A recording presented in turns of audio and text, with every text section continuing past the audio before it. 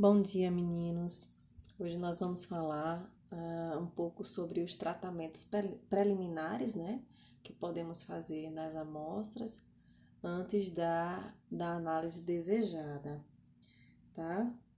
De uma forma geral, a maioria dos materiais, eles requerem etapas de tratamento preliminares antes do preparo efetivo das amostras que a gente chama de amostra teste, né? Essas etapas preliminares, elas são necessárias dependendo do estado em que as amostras elas são coletadas, né? Em alguns casos, essas análises podem ser, esses tratamentos, né, podem ser realizados antes ou depois das amostras serem entregues no laboratório, tá? A maioria desses tratamentos, né, envolve métodos que são predominantemente físicos, que a gente chama, né? A limpeza, a lavagem, a secagem, a moagem, o peneiramento, a refrigeração, a agitação mecânica e assim vai, né? Polimento e assim vai, tá?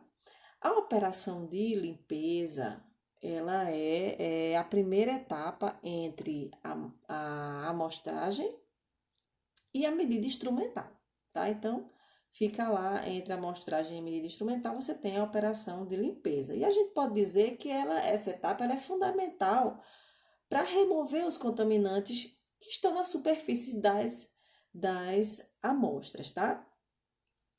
Agora, essa etapa, ela deve ser conduzida com bastante atenção para que a gente não remova por meio da lixiviação, que é arrastar, né, tudo que tem lá em cima da superfície, para que a gente não remova os analitos que estão presentes na amostra, né, tá? E, além disso, esse tratamento preliminar também deve evitar a alteração da forma química do seu analito.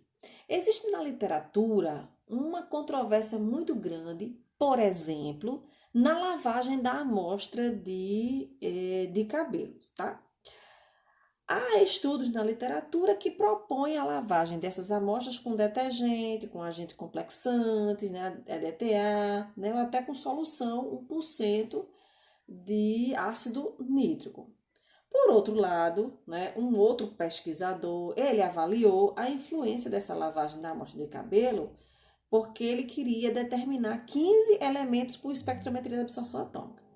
Então, ele observou que a lavagem por apenas 10 minutos com água destilada, a lavagem dessa amostra de cabelo, já ocasionava perdas substanciais de cálcio, magnésio, sódio e potássio.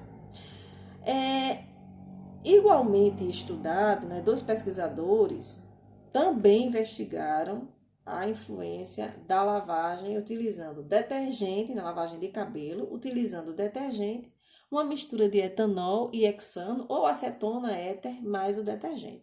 E eles também observaram perdas significativas de cobre, zinco e magnésio, tá? Muitos estudos apontam que existe uma dificuldade muito grande nesse procedimento da lavagem de amostras de cabelo e tem um estudo que relata assim que não há na literatura um método muito confiável que seja capaz de fato de eliminar as fontes de contaminação externa, tá? Sem que afete a questão da determinação elementar, tá? Uma coisa importante é que quando a gente for fazer a análise desse tipo de matriz, é importante que a gente detalhe o protocolo de limpeza dessa matriz para que esse procedimento ele seja reprodutível, tá? Em outros laboratórios que desejem também fazer essa análise. O procedimento de limpeza e lavagem, ele é restrito, né? Esse procedimento, esse tratamento é restrito a alguns tipos de materiais, por exemplo, partes de vegetais, raízes, folhas e frutos. É relatado na literatura que a maioria das amostras são lavadas com solução detergente neutro, como o Stran, por exemplo, entre 0,1 e 0,3%, né? E em seguida essa amostra é lavada com água ionizada. Uma recomendação que se tem é que se as amostras estiverem secas ou murchas, não se recomenda lavar, porque você pode ter perdas por lixiviação. No caso da análise de material vegetal, tá? Quando você tem o propósito da investigação analítica, né? Esse procedimento de limpeza, ele deve ser evitado, dependendo do que você quer analisar. Por exemplo, se o objetivo da análise é a determinação das taxas de absorção de elementos por animais herbívoros, se recomenda não lavar essa superfície, tá? Já que a fração que vai ser ingerida pelo animal compreende tanto a porção proveniente da contaminação superficial quanto aquela que está relacionada à própria constituição da matriz. Mas caso a determinação envolva a taxa de transferência de elementos do solo para as plantas, essa limpeza superficial ela é fundamental, tá? O mesmo acontece nos casos que você quer fazer uma diagnose nutricional para saber o que é que tem, naquela amostra, por exemplo, no caso de investigação de inseticidas, pesticidas e no caso também de fertilizantes, tá? Essa lavagem inadequada, se a gente tiver, a gente precisa ter bastante cuidado, porque a gente vai ter um resultado que é diferente daquilo que a gente quer, né? Resultados inexatos que vai ser devido à contaminação por várias fontes. Então, a gente precisa ter bastante cuidado em relação a essa questão da lavagem, da limpeza. Quando a gente vai aplicar técnicas analíticas em análise direta de sólidos, eu quero fazer uma análise aqui, uma análise direta de sólidos, e eu quero aplicar essas técnicas como fluorescência de raio-x, né, aquelas que usam o laser, que é o LIBS, né, que é a espectrometria de emissão óptica com plasma induzido por laser, o ICP-MS, ou ICP-OS, aquele que também usa a ablação de laser. Essa operação de limpeza ela é ainda mais crítica. Por quê? Porque a resposta analítica que vem desses instrumentos, não é?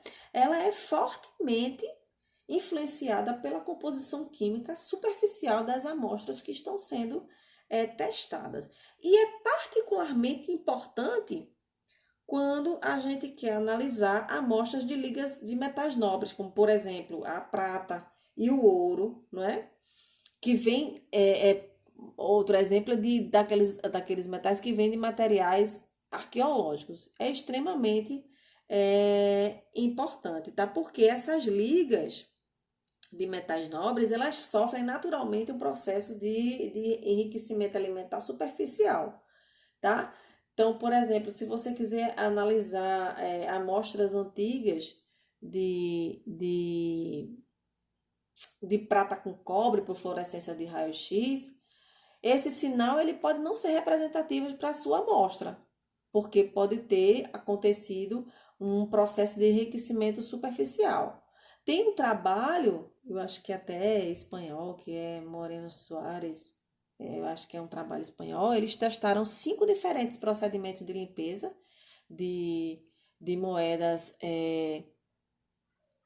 de prata, tá? Para determinação alimentar por fluorescência de raio-x, e eles usaram uma solução 10% de sal de Rochelle, que é aquela mistura de tartarato de sódio e potássio, tá? E eles descobriram que essa foi a limpeza mais apropriada, tá? Imergindo essas amostras nessa solução, certo? Quando você tem amostras de crimes, né, de cenas de crimes, como por exemplo fragmentos de vidros, essas amostras elas são importantes para a investigação forense, né? Elas fornecem evidências científicas que permitem a gente associar o indivíduo infrator e a ocorrência criminal, tá? Isso só é possível porque a gente pode discriminar, por exemplo, a origem do vidro, ou seja, a origem manufatureira desse vidro, que é baseado na composição química de cada origem, tá? A determinação elementar dessas amostras forenses, né, no caso, por exemplo, dos vidros, elas podem ser conduzidas por vários métodos que podem permitir essa análise direta, né? A gente já falou isso anteriormente. Essa limpeza dos fragmentos de vidro, por exemplo, essa limpeza prévia à análise química, ela é muitas vezes conduzida utilizando metanol seguida de uma solução diluída de ácido nítrico, tá? No caso das técnicas que usam laser, a pré-ablação, que é você colocar um laser lá na superfície para retirar os contaminantes, né? Ela pode ser utilizada para esse fim, certo? Uma outra etapa interessante, um outro tratamento preliminar é a questão da secagem, né? A operação de secagem, até que se atinja uma massa constante, ela é muito comum em amostras sólidas que apresentam água em quantidade que é variável, né? Esse tratamento preliminar, ele tem um papel muito fundamental na análise química, porque ele permite que a gente preserve a amostra, evitando a ação que é microbiana, certo? E também possibilita que a gente apresente um resultado analítico com uma massa seca, é óbvio, né? Em muitos casos, como por exemplo, solos, rochas, minerais e sedimentos, essa secagem ela pode ser feita a 105 graus, sem que a gente perca por volatilização ou perca analito, né, por volatilização ou decomposição térmica das amostras, né? Alguns minerais como aluminatos e silicatos, eles podem necessitar de temperaturas maiores que 1000 graus. Se a gente tem, por exemplo, materiais biológicos, eles são em geral secos em estufa entre 60 a 65 graus, geralmente com circulação forçada de ar, tá? Mas se a gente quer determinar espécies químicas que são altamente voláteis, a gente precisa secar, né, essa amostra, uma temperatura que varia entre 40 e 50 graus. De forma alternativa, a gente pode também utilizar um dessecador ou um liofilizador, né? Usar o processo de liofilização. No caso da liofilização, acho que a gente já falou um pouco, a amostra ela é congelada a menos 80 e menos 60 graus. Essa água é posteriormente removida por sublimação, tá? Em uma pressão reduzida. E essa liofilização, ela se destaca dos demais métodos de secagem, primeiro porque ela é feita a partir da amostra congelada, tá? Ou seja, é uma forma quimicamente menos ativa. E outro ponto também é porque ela é conduzida a vácuo, tá? E se ela é conduzida a vácuo, ela minimiza os processos de oxidação das espécies químicas. Particularmente no caso dos vegetais, essa secagem ela é feita em sacos de papel ou de algodão em estufa, que vai até uma temperatura de 65 graus, que a gente diz por um período de 48 horas, ou até que apresente um peso constante. Nos processos de silagem, essa temperatura fica entre 45 graus, 45 graus por 72 horas, tá? Outra alternativa interessante também nessa secagem de material vegetal é utilizar o forno de micro-ondas.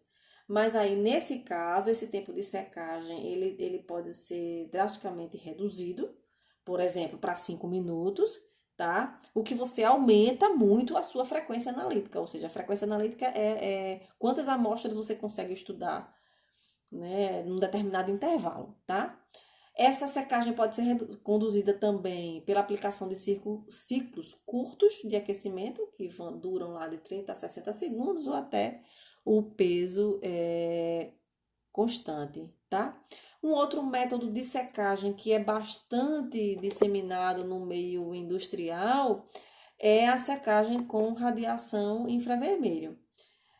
Algumas características atraentes desse processo, né, desse procedimento de secagem, está a rapidez desse processo de secagem, a redução do consumo de energia elétrica, você tem menos custos de aquisição, por exemplo, em comparação com o liofilizador e com micro-ondas, tá? Radiação micro-ondas. E o legal dessa secagem com radiação infravermelha é porque você tem uma distribuição uniforme de temperatura, certo?